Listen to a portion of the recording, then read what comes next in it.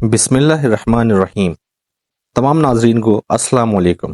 دوستوں، اللہ تعالیٰ نے انسانوں کو اور جانوروں کو جوڑے میں پیدا کیا، جیسے نر اور مادہ۔ انسانوں میں مرد اور عورت بنائے تاکہ وہ دونوں ایک دوسرے کو جائز طریقے سے خوشی دے سکیں۔ لوط علیہ السلام ابراہیم علیہ السلام کے زمانے کے نبی تھے۔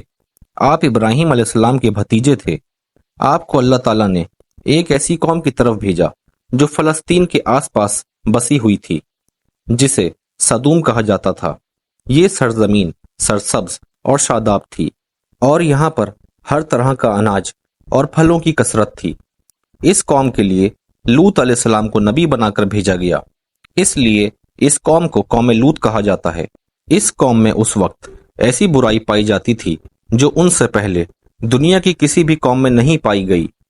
اس قوم کے مرد اپنی نفسیاتی اور جسمانی خواہشات کو پورا کرنے کے لیے مردوں کے پاس جاتے تھے، اور یہ بے حیائی اور برائی اتنی عام ہو گئی تھی کہ وہ اپنے اس برے کام کو برا نہیں سمجھتے تھے، بلکہ اس پر فخر کیا کرتے تھے۔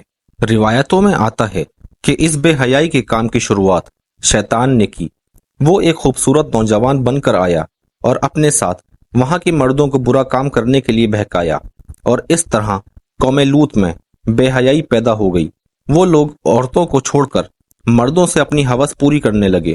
روئے زمین پر یہ برا کام لوط علیہ السلام کی قوم سے شروع ہوا تھا، اس لیے آج بھی اس برے کام کو لواطت کے نام سے جانا جاتا ہے۔ لوط علیہ السلام نے اپنی قوم کی اصلاح کی بہت کوشش کی۔ کئی برس ان کے بیچ میں رہ کر دین کی دعوت دیتے رہے، نصیحت کرتے رہے، اپنی قوم کو اللہ تعالیٰ کے عذاب سے ڈراتے رہے، لیکن ان کی قوم پر کوئی اثر نہ ہوا۔ لوط علیہ السلام نے فرمایا، اے میری قوم، تم لوگ ایسا برا اور بے حیائی کا کام کر رہے ہو جو آج تک دنیا میں کسی دوسری قوم نے نہیں کیا۔ یہ بہت گناہ کا کام ہے۔ تم اپنی عورتوں کو چھوڑ کر مردوں کے پاس جاتے ہو۔ اگر تم اپنے اس برے کام سے باز نہ آئے تو مجھے ڈر ہے ایک دن اللہ تعالیٰ کا عذاب تم لوگوں پر نازل ہوگا۔ میں تم سے اپنے اجر کی کوئی قیمت نہیں مانگتا، میرا اجر تو میرے رب کے پاس ہے جو سارے عالم کا مالک ہے۔ اس بات پر ان کی قوم کے جو دولت مند افراد یا امیر سردار تھے، انہوں نے کہا، ہمیں نصیحت مت کرو، بڑے پاک صاف بنتے ہو، اگر تم نے نصیحت دینا بند نہ کیا تو ہم تمہیں شہر سے باہر نکال دیں گے۔ لوط علیہ السلام کی نصیحتوں کا جب ان کی قوم پر اثر نہ ہوا سوائے تھوڑے سے لوگوں کے جو ایمان لائے، تو لوط علیہ السلام نے اللہ تعالیٰ کی بارگاہ میں دعا کی، اے میرے رب، میں نے اپنی قوم میں دن رات تبلیغ کی اور انہیں تیرے عذاب سے ڈرایا، لیکن وہ اپنے کفر میں اور آگے بڑھ گئے ہیں۔ اے میرے رب، اب یہ ایمان نہیں لانے والے، اب ان کا فیصلہ تو ہی کر۔ اللہ تعالیٰ نے قوم لوط کو عذاب دینے کے لیے 2 فرشتے بھیجے۔ دونوں فرشتے جب نازل ہوئے تو پہلے ابراہیم علیہ السلام کے پاس پہنچے، پھر فرشتے شام ہونے سے پہلے لوط علیہ السلام کے پاس 2 کمسن خوبصورت نوجوان کی شکل میں پہنچے۔ وہ ان کے گھر مہمان بن کر آئے۔ لوط علیہ السلام کو اپنی قوم کے لوگوں کی خباثت کا پتہ تھا، اس لیے جب انہوں نے اپنے کمسن خوبصورت نوجوان مہمانوں کو دیکھا تو غمگین ہو گئے اور دل ہی دل میں بولنے لگے، آج کا دن بڑی مصیبت کا دن ہے۔ انہیں ان کی فکر لاحق ہو گئی کہ کہیں ان کی قوم کے لوگ ان کے مہمانوں کے ساتھ کوئی برا کام نہ کریں، اس لیے وہ جلدی سے اپنے مہمانوں کو اپنے گھر کے اندر لے گئے۔ لیکن لوط علیہ السلام کی بیوی دوڑتی ہوئی اپنی قوم کے امیر سرداروں کے پاس پہنچ گئیں اور ان کو اپنے گھر میں آئے ہوئے مہمانوں کی خبر دے دی۔ قوم کے بدکار لوگ لوط علیہ السلام کے گھر آ پہنچے اور لوط علیہ السلام سے کہا، ان لڑکوں کو ہمارے حوالے کر دو۔ لوط علیہ السلام نے فرمایا، یہ میرے مہمان ہیں، میں ان کو ہرگز تم لوگوں کے حوالے نہیں کروں گا۔ تمہیں اللہ تعالیٰ کا واسطہ ہے، میرے مہمانوں کے سامنے مجھے ذلیل اور رسوا نہ کرو۔ کیا تم میں سے کوئی بھی بھلا آدمی نہیں ہے؟ اور قوم کی عورتوں کی طرف اشارہ کرتے ہوئے کہا، یہ میری بیٹیاں، یہ قوم کی بیٹیاں ہیں، تم ان سے نکاح کر لو اور اپنی نفسیاتی خواہشات کو ان سے پورا کر لو۔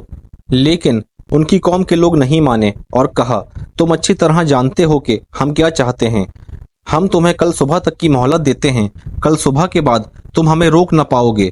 یہ کہہ کر وہ لوگ چلے گئے۔ اپنی بے بسی پر لوط علیہ السلام کی آنکھوں میں آنسو آ گئے۔ وہ چاہ کر بھی اپنے مہمانوں کی حفاظت نہیں کر سکتے تھے، کیونکہ ان کی قوم کے بدکار لوگ تعداد میں زیادہ تھے اور طاقتور تھے۔ لوط علیہ السلام نے کہا، اے کاش मुझ में तुमसे मुकाबले की कुव्वत होती या मैं किसी जबरदस्त का आसरा पकड़ पाता। तब फरिश्तों ने कहा, हम अजाब के फरिश्ते हैं, ए लूत, घबराने की कोई जरूरत नहीं है, हम तक तो क्या, अब वो तुम तक भी नहीं पहुंच सकेंगे। अल्लाह ताला ने हमें आपकी कौम को अजाब देने के लिए भेजा है।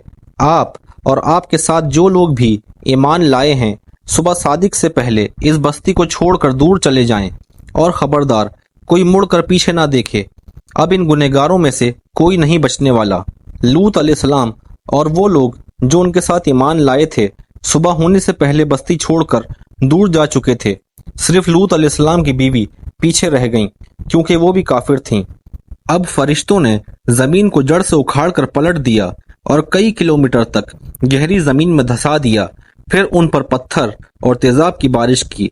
इस तरह उन गुनहगारों का नामो निशान मिटा दिया गया और कोई भी न बच सका।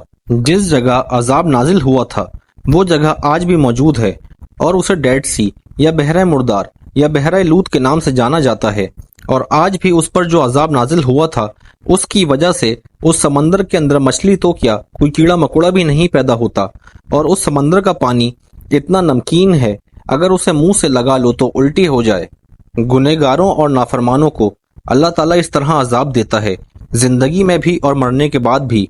लेकिन अफसोस की बात है कि इंसान ऐसी बातों से कोई सबक नहीं लेता। आज कुछ मॉडर्न किस्म के लोग और यहूद और नसारा इस बुरे काम को बुरा नहीं जानते और ऐसे बुरे काम करने वालों को कानूनी दर्जात दे रहे हैं। अल्लाह ताला हम सबको ऐसे बुरे काम और ऐसे बुरे ख्यालात से बचाए, आमीन। वीडियो अच्छी लगी हो तो वीडियो को लाइक करें और आगे भी शेयर करें। और तमाम नए आने वाले दोस्तों से गुजारिश है, हमारे चैनल को सब्सक्राइब करें ताकि आप आगे भी हमारी ऐसी वीडियोस देख सकें। मिलते हैं अगली वीडियो में। अस्सलामु अलैकुम वरहमतुल्लाह।